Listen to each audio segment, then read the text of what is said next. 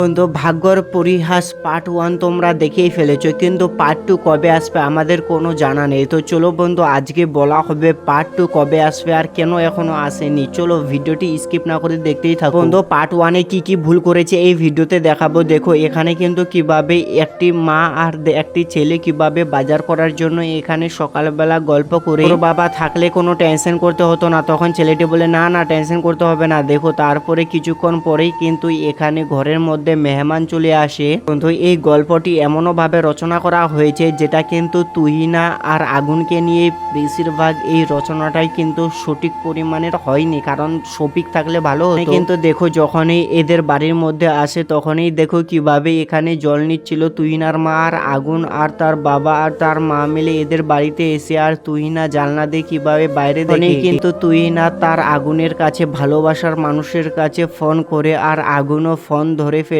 আর দেখো এখানে কিছু মিনিট কথা বলতেই থাকছিল, কিন্তু হঠাৎ করে এখানে চলে আসে আর এসে বলছে চলো চলো ঘরের ভিতরে চলো। আর ঘরের এখানে বসতে দিয়েছে সোফার মধ্যে। আর দেখো সবাই মিলে তো এখানে বসেই ছিল, আবার আগুনকে এখান থেকেও ডেকে নিয়ে চলে যায় নিজের ঘরের মধ্যে। আর দেখো এখানে ঘরের মধ্যে এমন কিছু হয়েছিল যা দেখো এখানে আগুন কখনো কল্পনা করেনি। তুহিনা কিন্তু এখানে আগুনকে খুবই ভালোবাসছিল, তাই জন্যই কিন্তু এখানে ঘরের মধ্যে নিয়েছিল। আর দেখো এখানে কিভাবে তুহিনা সবকিছুই খুলে বলে। দেখো আগুন বলছে আরে কয়েকদিনের মধ্যে তো বিয়ে হবে, এত টেনশন নেওয়ার কি আছে। আর দেখো তখনই আগুন আর তার মা বাবাকে খাবার খেতে দেয়। তার মা কিভাবে বলছে তুহিনা কোথায় আছে। বন্ধু তুহিনা এখানে চলে আসে আর এখানে দেখো কিভাবে তুহিনা আর আগুন এখানে বাইক নিয়ে ঘুরতে চলে গেছিল। আর দেখো একটি পার্কের মধ্যেও কিন্তু অনেকক্ষণ ধরে কুলফি খাচ্ছিল আর হাসি মজাক করছিল অনেকক্ষণ ধরে। কিন্তু এটাই কম ছিল না, এখানে তো বসেছিল 2-3 ঘন্টার মধ্যে। তারপরে দেখো রাতের অন্ধকারে কিভাবে এখানে চাঁদ দেখছিল আর এখানে গল্প করছিল। আর এখানে দেখো কতক্ষণ ধরে ছিল। তারপরে দেখো তুহিনা একদিন ছাদের পরে কিভাবে কান্নাকাটি করতেই থাকে, কারণ দেখতে পাচ্ছ আজকে কিন্তু আগুন বাড়িতে চলে যাবে, তাই জন্য তুহিনা অনেক কান্নাকাটি করছে। আর আগুন বলছে টেনশন করার কি আছে, কয়েকদিন পরে তো আমাদের বিয়ে হবে।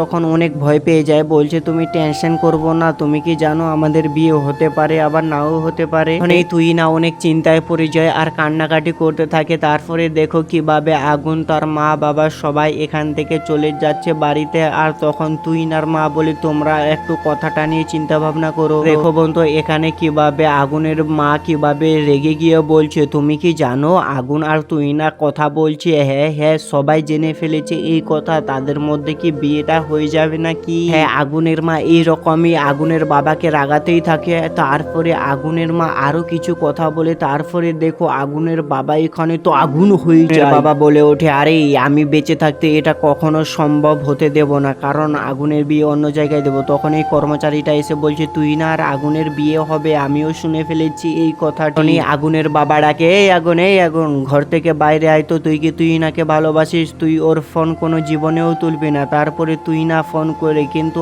আগুন কোনো জীবনেও আর ফোন তোলার চেষ্টাও করে না। এটাই কি ছিল আগুনের ভালোবাসা, কারণ দেখতে পাচ্ছ আগুনের মোবাইলে ফোন করছে তুহিনা, কিন্তু এখানে দেখো তুহিনার ফোন তো আগুন তুলছে না। তখন তুলে ফেলে তুহিনার ফোনটি আগুন। তখনই বলে ওঠে তুমি আমার ফোন কেন তুলছো না। আগুন বলছে আরে আমি তোমার ফোন কোনো জীবনেও তুলতে পারবো না। তখনই কিন্তু এখানে তুহিনার মা কিভাবে সবকিছু কথা শুনে ফেলে। তুহিনা তো এখানে কান্নাকাটি করছিল, কিন্তু দেখো আগুনও এখানে কান্নাকাটি করছে। আর দেখো কিভাবে তুহিনার কাছে তার মা চলে আসে, বলছে তুই কি আগুনকে খুবই ভালোবাসিস, আমাদের এই কথাটা আগে কেন বলিসনি, না হলে আমি বলতাম না এই বিয়ের কথা। ভাগ্যর পরিহাস এমনও একটা জিনিস যা আমরা কল্পনা করতে পারি না। চলো বন্ধু তুমিও যদি কাউকে ভালোবাসো তাহলে অবশ্যই তার নামটি কমেন্টে বলে যাও। তোমার সম্পর্কে যদি মিলে যায় তাহলে অবশ্যই ভিডিওটা শেয়ার করো আর অবশ্যই লাইক সাবস্ক্রাইব কমেন্ট করো।